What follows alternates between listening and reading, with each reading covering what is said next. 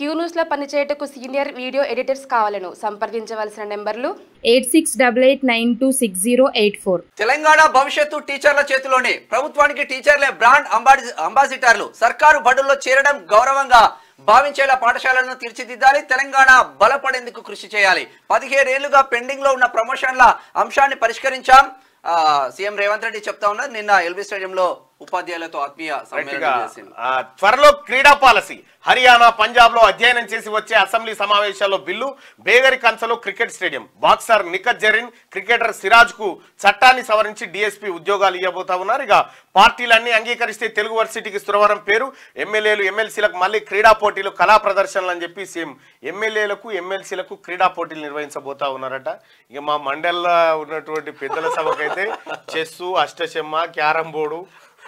మీరు బల్మూరు వెంకట తప్ప ఇక అందరు పెద్దలే. పాపం అంతా అంటే కొద్దిగా ఉన్నారులే కానీ ఇంకా కొంతమంది ఉన్నారు.